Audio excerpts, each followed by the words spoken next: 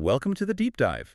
Today we're diving headfirst into the pretty amazing world of adult stem cells. Yeah, these things are fascinating, like your body's own little repair kit, always working away. Exactly. And if you're someone who wants to, get the latest insights quickly, understand the cutting edge without wading through jargon. Then this is for you. We've got some really interesting new research. It sort of cracks open how these cells keep their regenerative superpowers. Get ready for some real aha moments, I think. Oh, We're exploring stuff with huge potential. definitely. So our mission today is to unpack this key study.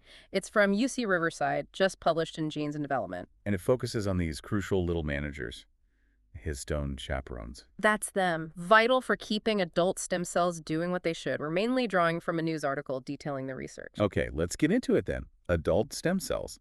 Think of them as like a hidden reserve force in your organs, always ready. Ready to jump in, Yeah. making new blood cells, fixing damage, maybe even new brain cells. And they have this incredible knack for doing two things. Yeah. Making more of themselves, that's the self-renewal part. Right, keeping the pool stocked. And also differentiating into specialized cells. It's like having this internal repair crew on speed dial. But the big puzzle, the thing scientists have really wrestled with, is how? How do they hold on to that power? Yeah, what stops them just becoming, I don't know, liver cells or skin cells all the time? Exactly. That's the mystery the UC Riverside team tackled. Okay, so this is where it gets, well, really cool. Histone chaperones. Sounds technical, I know. But the idea is quite neat. Think of them like super efficient librarians for your DNA. Right, because you've got that massive amount of DNA, like 2 meters long. Stretched out, yeah. Right. And it all has to be packed into each microscopic cell nucleus. These chaperones are the helpers, guiding how it's all folded and organized. Super important when cells divide or genes need to be, activated. It's like trying to perfectly coil and uncoil this incredibly long thread in a tiny, tiny box again and again without tangles. So what's the groundbreaking discovery here? What did they find? Well, this is the core of it. They found that if you stop certain histone chaperones from working properly in mouse stem cells, those stem cells just lost their ability to self-renew. That essentially make more of me function, gone. Wow. So what did they do instead? They started differentiating, heading down the path to become a specific cell types. And this change was directly linked to how the DNA was packed, like the librarians messing up the filing. Kind of, yeah. Changes in how specific bits of the genome were organized seemed to be the trigger. The instruction manuals got mixed up. So what does this mean, practically speaking, down the line? Well, the potential is pretty huge, isn't it, for therapies? If we can really figure this out, maybe even tweak these processes. You could potentially develop ways to repair tissues, treat diseases, maybe even tackle aging. That's the hope. Imagine guiding stem cells to fix a heart or replace damaged nerves just by adjusting these chaperone levels. It's still early days, but that's the direction. That's incredible. And I heard there's a personal connection for the lead researcher. Something about Dolly the sheep. Ah, yes, CM Chalufi. She mentioned that her fascination with changing a cell's identity without changing its DNA sequence, that spark came from Dolly. The first clone mammal. Right. Because that showed you could sort of reprogram an adult cell. Exactly. What we call epigenetic reprogramming. Changing cell behavior by changing how the genes are read, not the genes themselves. And that's pretty much what this histone chaperone work is about, isn't it? Affecting the README instructions. Precisely. It fits right into that concept. Now, this study, it focused specifically on blood-forming stem cells. Any particular reason? Yes, good point. They're crucial for our immune system, constantly renewing and differentiating to make all those different immune cells we need. So understanding them is key for immunity, blood disorders. Yeah. Makes sense. Absolutely. If you want to understand the immune system's foundations or find treatments for leukemia, say, you need to know how these stem cells work. And did they pinpoint specific histone chaperones? Any main culprits? They did. Two really stood out. One called CAF1 and another called SPT6.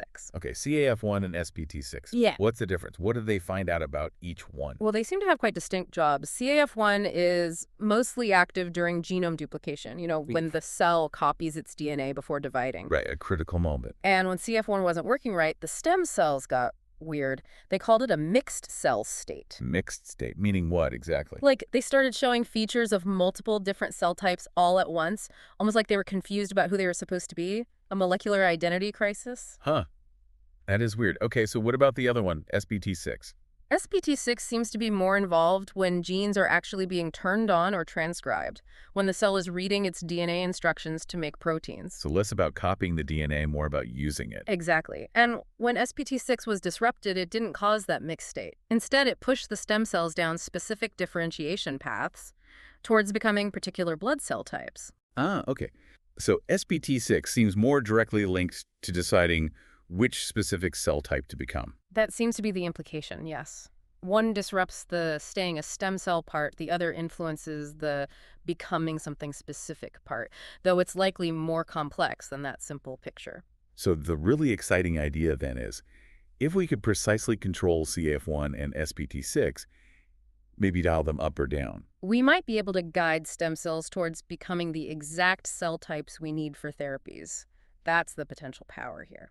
In one of the researchers, Reuben Franklin, he pointed out something interesting about specificity. Yeah, he highlighted that it's striking how messing with these chaperones, which do lots of basic things in the cell, can cause such specific changes in what the stem cell becomes. It's not just a general breakdown, it's targeted. Seems that way, which makes the idea of using them therapeutically a bit more plausible, perhaps. It suggests fine control might be possible. And are they stopping with blood stem cells? No.